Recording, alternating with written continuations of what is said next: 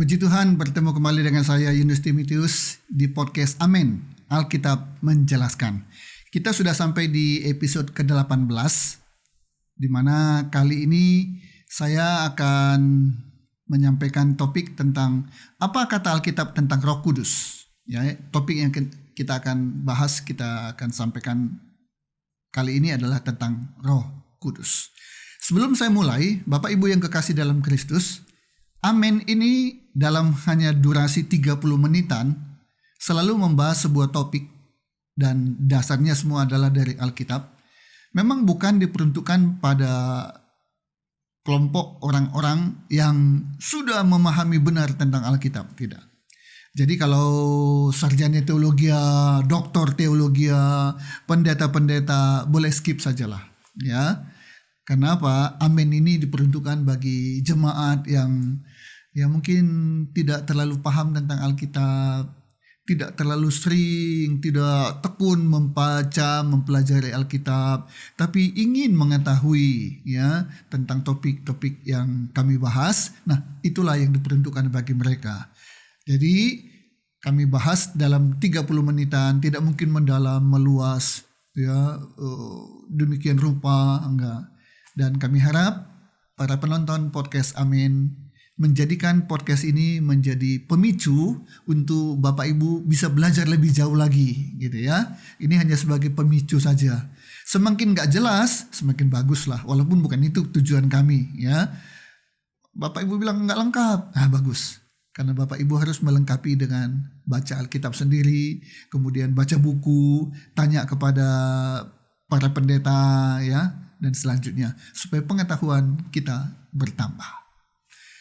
Oke, kita masuk tentang Roh Kudus. Pertanyaan pertama, siapa Roh Kudus itu?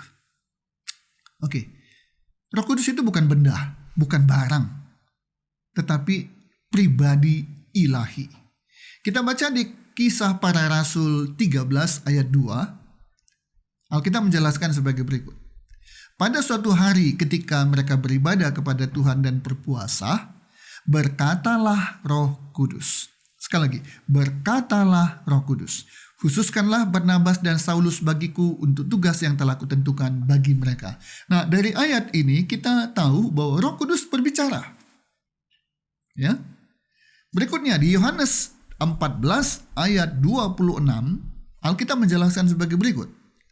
Tetapi penghibur, yaitu Roh Kudus, yang akan diutus oleh Bapa dalam namaku, dialah yang akan mengajar segala sesuatu kepadamu dan akan mengingatkan kamu akan semua yang telah kukatakan kepadamu.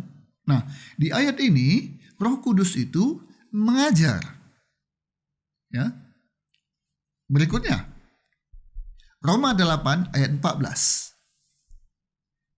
Alkitab menjelaskan, semua orang yang dipimpin Roh Allah adalah anak Allah. Jadi Roh Kudus itu memimpin. Dia berbicara, dia mengajar, dia memimpin. Jadi dia bukan barang, dia bukan benda, tapi dia adalah pribadinya ilahi. Berikutnya, Efesus 4 ayat 30. Kita menjelaskan, dan janganlah kamu mendukakan Roh Kudus Allah yang telah memeteraikan kamu menjelang hari penyelamatan. Nah, dari ayat ini kita tahu bahwa Roh Kudus itu bisa berduka, bisa sedih. Ya, jadi Roh Kudus adalah pribadi ilahi. Oke. Kalau dia pribadi ilahi, maka pertanyaannya adalah yang kedua, apakah Roh Kudus itu adalah Allah atau Tuhan? Pribadi ilahi. Apakah Roh Kudus itu adalah Tuhan? Apakah Roh Kudus itu Allah? Jawabannya adalah ya. Ya. Ya. Kita baca Kisah Para Rasul 5 ayat 3 sampai 4. Alkitab menjelaskan sebagai berikut. Tetapi Petrus berkata, Ananias, mengapa hatimu dikuasai iblis? Sehingga engkau mendustai Roh Kudus dan menahan sebagian dari hasil penjualan tanah itu. Selama tanah itu tidak dijual, bukankah itu tetap kepunyaanmu? Dan setelah dijual, bukankah hasilnya itu tetap dalam kuasamu? Mengapa engkau merencanakan perbuatan itu dalam hatimu? Nah, perhatikan ayat ini. Engkau bukan mendustai manusia, tetapi mendustai Allah. Nah, di atas tadi ada ayat engkau mendustai Roh Kudus. Di bagian akhir, engkau bukan mendustai manusia, tapi mendustai Allah. Jadi Roh Kudus itu adalah Allah. Allah adalah Roh Kudus. Berbohong kepada Roh Kudus sama dengan berbohong kepada Allah. 1 Korintus 2 ayat 11b. Alkitab menjelaskan, demikian pula lah tidak ada orang yang tahu apa yang terdapat dalam diri Allah selain Roh Allah. Tidak ada yang tahu tentang Yunus kecuali Yunus itu sendiri. Yunus adalah suami dari istri saya. Yunus adalah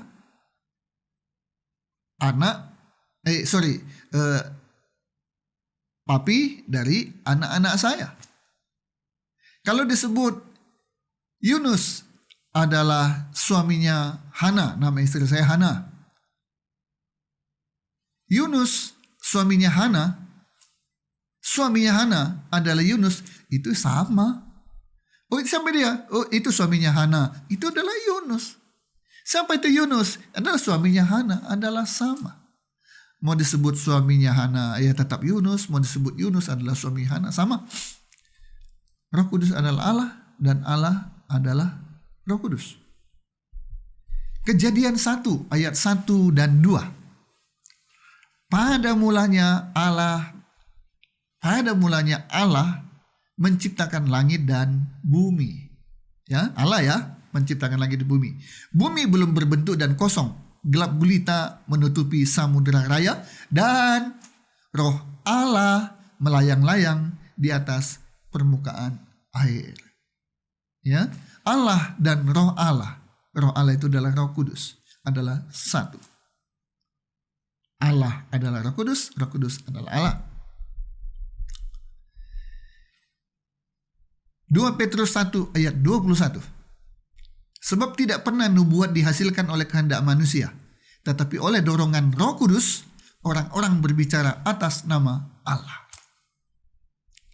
Yohanes 15 ayat 26. Alkitab menjelaskan, jikalau penghibur yang akan kuutus dari Bapa datang, yaitu Roh kebenaran yang keluar dari Bapa, ia akan bersaksi tentang aku. Jadi Roh kebenaran itu atau Roh Kudus itu keluar dari Bapa. Ya, kalau keluar dari Bapa, apa yang keluar dari Bapa adalah Bapa. Ya, Roh Kudus adalah Allah. Terakhir, untuk menunjukkan bahwa Roh Kudus adalah Allah, Roh Kudus adalah Tuhan. Matius 1 ayat 20. Alkitab menjelaskan sebagai berikut. Tetapi ketika ia mempertimbangkan maksud itu, malaikat Tuhan nampak kepadanya dalam mimpi dan berkata, Yusuf, anak Daud, janganlah engkau takut mengambil Maria sebagai istrimu. Sebab anak yang di dalam kandungannya, siapa anak yang dalam kandungannya Maria? Yesus Kristus, Immanuel. Sebab anak yang di dalam kandungannya adalah dari Roh Kudus. Yesus dari Roh Kudus adalah Yesus. Jadi Yesus adalah 100% manusia, 100% Tuhan. Dan Tuhan tidak mungkin berasal dari manusia. Ya. Dan betul, Yesus dari Roh Kudus. Jadi Roh Kudus itu adalah Tuhan, bukan manusia. Roh Kudus bukan malaikat. Roh Kudus bukan ciptaan. Roh Kudus adalah pencipta. Pencipta itu siapa? Pencipta adalah Tuhan. Jadi jelas dan tegas, Roh Kudus adalah Tuhan. Kalau Roh Kudus adalah Tuhan, timbul pertanyaan yang ketiga. Bagaimana posisi Roh Kudus dalam Tritunggal? Bapak Ibu yang kekasih dalam Kristus, agama Kristen tidak punya 3 Allah, tidak. Hanya ada 1 Allah, tapi dalam 3 pribadi. Dan itu adalah satu kesatuan, satu hakikat. Matius 28 ayat 19. Alkitab menjelaskan sebagai berikut. Karena itu, pergilah, jadikanlah semua bangsa muridku dan baptislah mereka dalam nama Bapa dan Anak dan Roh Kudus. Roh Kudus itu setara dalam keilahian. Berbeda dalam pribadi, tapi tetap satu dalam hakikat. Ya, jadi sama, setara. Bapa, Anak, Roh Kudus. Oke. Pertanyaan berikutnya. Mengapa Roh Kudus itu penting buat orang Kristen? Nah, ya. Kenapa Roh Kudus itu penting buat orang Kristen? Kita baca dalam 1 Korintus 12 ayat 3. Dari tadi Pak Yunus, Alkitab lagi, ayat lagi. Ya memang. Judul podcast kita adalah Amin. Alkitab menjelaskan. Saya hanya penyampai saja. Seringkali saya bilang, sedapat mungkin saya tidak memberikan pendapat. Karena penjelasan ini semua bukan pendapat Yunus. Tapi saya ambil semuanya dari Alkitab. Kalaupun ada sedikit saya memberikan pendapat, ya sedikit lah. Ya, sedikit. Dan itu bukan bagian yang paling pentingnya. Bagian paling pentingnya adalah semua landasannya adalah Alkitab. Oke. 1 Korintus 12 ayat 3. Alkitab menjelaskan. Oleh karena itu, aku mau meyakinkan kamu bahwa tidak seorang pun yang berkata-kata oleh Allah dapat berkata, terkutuklah Yesus. Dan tidak ada seorang pun yang dapat mengaku Yesus adalah Tuhan selain oleh Roh Kudus. Dari ayat ini kita tahu dengan Roh Kudus kita nggak mungkin bisa mengutuk Yesus. Nggak mungkin. Dengan Roh Kudus kita percaya dan mengaku bahwa Yesus itu adalah Tuhan. Jadi ada orang yang ragu kan, apa Yesus Tuhan? Apalagi ada pertanyaan yang paling sering ditanyakan, apa Yesus pernah bilang sembahlah aku?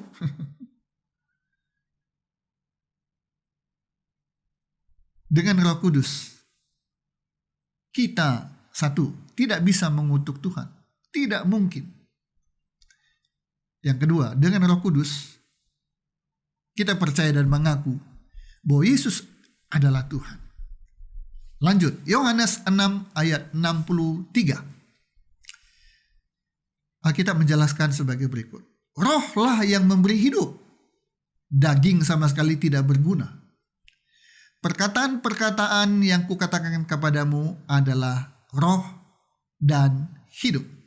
Apa artinya Bapak Ibu sekalian? Tanpa roh, manusia mati rohaninya. Ya, tanpa Roh Kudus, manusia mati rohaninya. Hidup, daging ada, nyawa ada, tapi rohnya mati. Kalau rohnya mati, maka kita bisa melupakan Yesus, meninggalkan Yesus, bahkan mengutuk Yesus. Itu bisa terjadi. Kita nggak percaya lagi bahwa Yesus adalah Tuhan. Bisa terjadi karena rohani kita mati. Jadi penting ya Roh Kudus itu di dalam kehidupan semua orang Kristen. 1 Korintus 2 ayat 14. Alkitab menjelaskan, tetapi manusia duniawi tidak menerima apa yang berasal dari Roh Allah.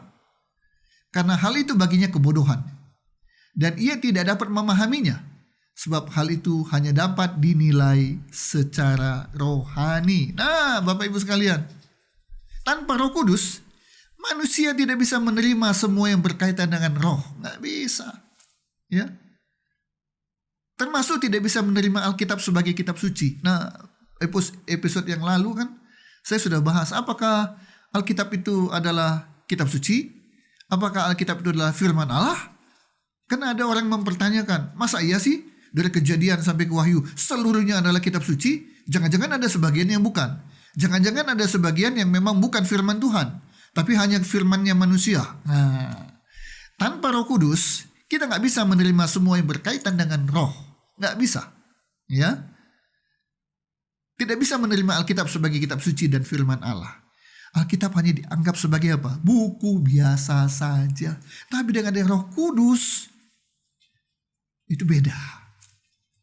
Semua hal yang berkaitan dengan roh, kita bisa pahami, kita bisa mengerti dan bisa merasakannya, kan adanya Roh Kudus.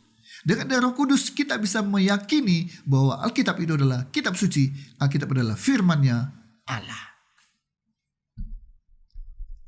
Lanjut. Pertanyaan nomor 5. Apa itu tugas dan peranan dari Roh Kudus? Sehingga Roh Kudus itu penting. Roh Kudus itu sebagai Tuhan ada di dunia ini. Apa tugas dan peranannya? Baik. Ada beberapa tugas dan peranan Roh Kudus. Yang pertama, Roh Kudus melahirbarukan atau membuat jadi lahir baru. Yohanes 3 ayat 5. Alkitab menjelaskan, jawab Yesus, Aku berkata kepadamu, sesungguhnya jika seseorang tidak dilahirkan dari air dan roh, ia tidak dapat masuk ke dalam kerajaan Allah. Jadi kita harus lahir baru. Ya, lahir baru bukan masuk kembali ke rahim ibu kita, keluar lagi, tidak. Tapi lahir dari roh. Ya, hidup baru. Baru kita bisa masuk ke dalam kerajaan Allah. Lahir baru, tugas dan peranan Roh Kudus. Yang kedua, tugas peranan Roh Kudus adalah mematikan kedagingannya manusia. Roma 8 ayat 9a. Alkitab menjelaskan, tetapi kamu tidak hidup dalam daging, melainkan dalam roh.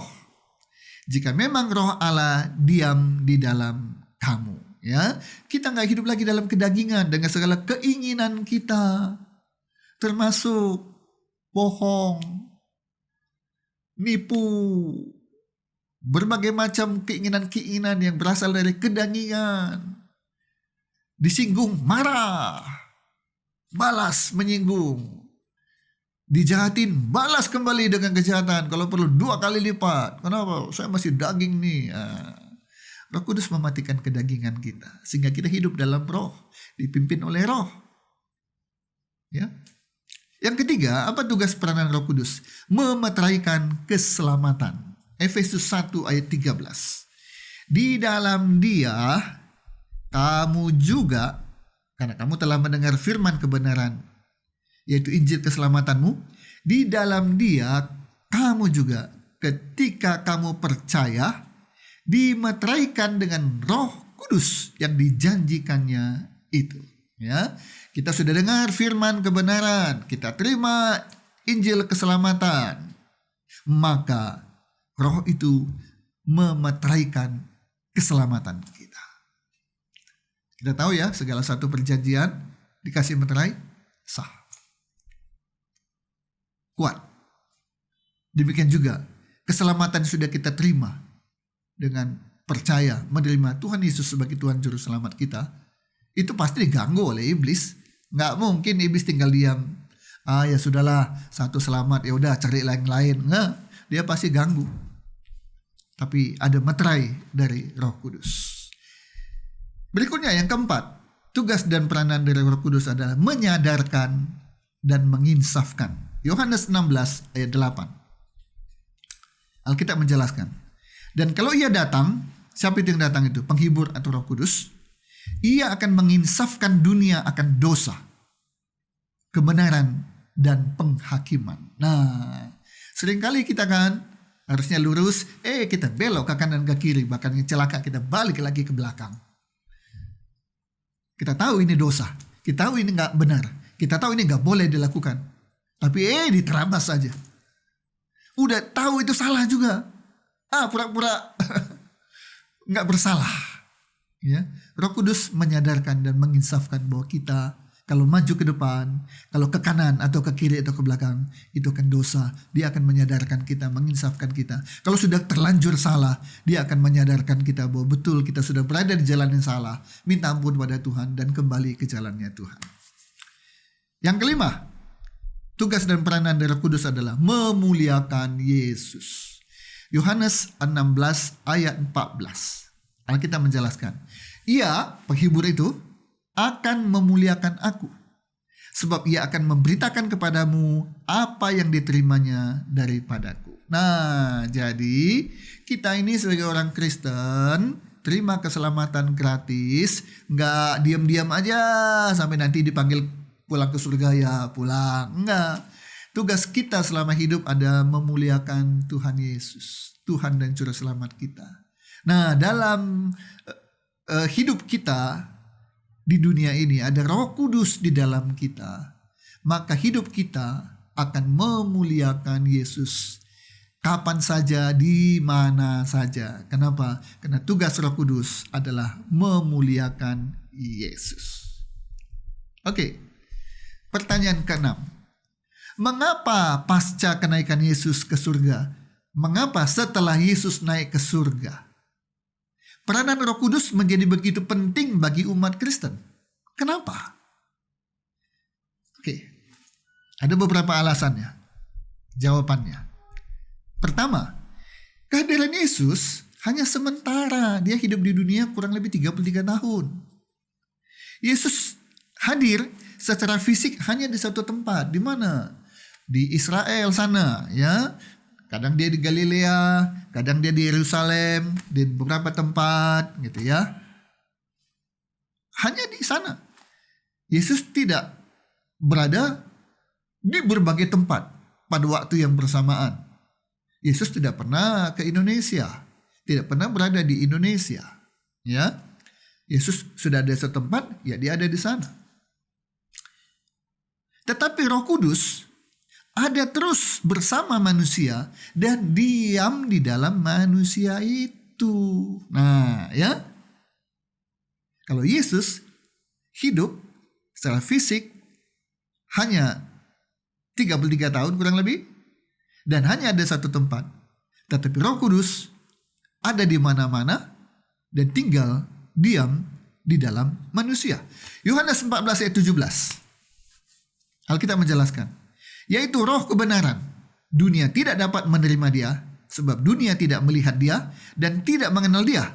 Tetapi kamu mengenal dia, sebab ia menyertai kamu dan akan diam di dalam kamu. Roh Kudus ada bersama dengan kita. Dulu, sekarang, dan selamanya. Ada bersama dengan kita. Yang kedua, Roh Kudus akan memberikan kuasa kepada kita. Kisah Para Rasul 1 ayat 8.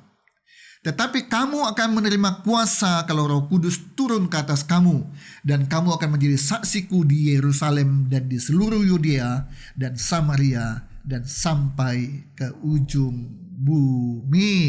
Nah, kita memerlukan kuasa. Untuk apa? Untuk melawan si iblis. Saya jadi ingat, saya pernah ditanya satu ketika, apa itu politik? Waduh, waktu ditanya begitu, saya agak sedikit gelagapan juga. Blank, hilang jadinya ya. Ditanya, apa itu politik? Berbicara tentang politik, partai politik berdiri tujuannya cuma satu, yaitu merebut kekuasaan. Tapi itu nggak ada kaitannya dengan kekuasaan yang diberikan oleh Roh Kudus kepada kita. Kekuasaan yang artinya jabatan, kekuasaan yang artinya pemerintahan, fasilitas. Enggak. Kita perlu kuasa. Roh Kudus turun ke atas kamu ya. Kamu akan menerima kuasa kalau Roh Kudus turun ke atasmu. Kuasa itu adalah untuk melawan si iblis, bukan untuk pamer, bukan untuk sok jago. Tidak. Kita membutuhkan kuasa selain untuk melawan si iblis juga untuk bersaksi. Bersaksi dengan kekuatan diri sendiri, dengan bersaksi dengan kuasa Roh Kudus itu pasti beda. Apalagi? Yang ketiga, manusia membutuhkan pimpinan Roh Kudus. Nah, ini dia. Kita butuh pimpinan Roh Kudus. Galatia 5 ayat 25. Jikalau kita hidup oleh Roh, baiklah hidup kita juga dipimpin oleh Roh. Roma 8 ayat 14. Semua orang yang dipimpin oleh Roh Allah adalah anak Allah. Kita ngaku sebagai anak Tuhan, anak Allah, ya. Nggak hanya sekedar pengikut, nggak sekedar murid dari Yesus. Anak Allah, anak Tuhan. Maka kita harus dipimpin oleh Roh Allah. Yohanes 16 ayat 13. Tetapi apabila ia datang, yaitu roh kebenaran, ia akan memimpin kamu ke dalam seluruh kebenaran. Nah itu dia. Oh Tuhan, pimpinlah langkahku. Ya. Peganglah tanganku, Roh Kudus. Hidup kita ini perlu dipimpin, dituntun oleh Roh Kudus. Supaya kita jangan lari sana, lari sini, liar. Maunya kita, bukan maunya Tuhan, bukan maunya Roh Kudus. Ketujuh, pertanyaan ketujuh. Apa tanda orang Kristen yang hidupnya dipimpin oleh Roh Kudus? Nah, orang Kristen yang hidupnya dipimpin oleh Roh Kudus, hidupnya berubah. Kenapa? Karena lahir baru. Ya, karakternya berubah. Dia menjauh dari dosa, bukan mendekat. Gak suka dengan dosa, bukannya senang berbuat dosa. Orang yang hidupnya dipimpin oleh Roh Kudus, maka Yesus adalah yang utama dalam hidupnya, bukan lagi diri sendiri. Ya, hidupku bukannya aku lagi, tapi Yesus yang tinggal di dalamku. Roh Kudus yang ada di dalamku. Cinta firman Tuhan. Hidupnya damai, sejahtera, dan sukacita. Nah, Roma 14 ayat 17. Ada damai sejahtera dan ada sukacita. Hidupnya berdampak karena menjadi terang dan garam. Itulah orang-orang yang hidupnya dipimpin oleh Roh Kudus. Yang mau tunduk dan taat kepada pimpinan Roh Kudus. Nggak mau semaunya gue. Jadi kalau ada orang yang karakternya nggak berubah. Dulu saya pemarah. Puji Tuhan. Kalau sekarang ya udah berubah? Enggak, tetap. Dulu saya suka bohong. Dulu. Kalau sekarang tetap. Itu karakter nggak berubah. Dulu saya suka dosa. Berarti sekarang berubah? Enggak, tetap. Karakter berubah. Suka dengan dosa, berubah menjadi jauh dan tidak menyukai dosa. Hidupnya berubah. Cinta firman Tuhan. Baca firman Tuhan. Dengarkan firman Tuhan. Hidupnya penuh dengan damai sejahtera dan sukacita.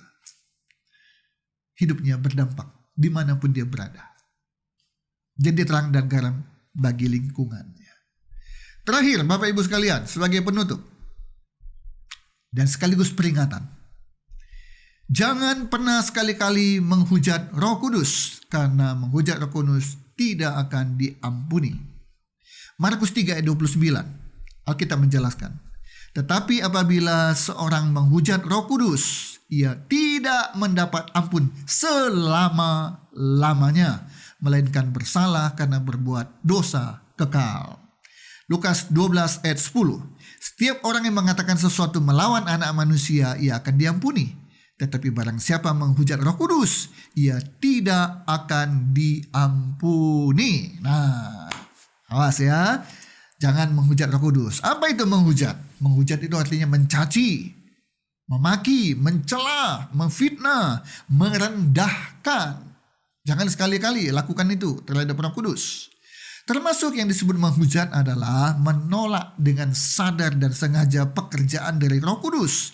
Dan menghujat itu juga artinya adalah menolak pengampunan dosa. Apa itu ampunan dosa, pengampunan dosa? Gak ada itu. Ya, bagaimana orang seperti itu mau diampuni dosanya? Dia tolak pengampunan dosa. Dia merasa dia gak butuh pengampunan dosa. Ya artinya dia memilih masuk neraka.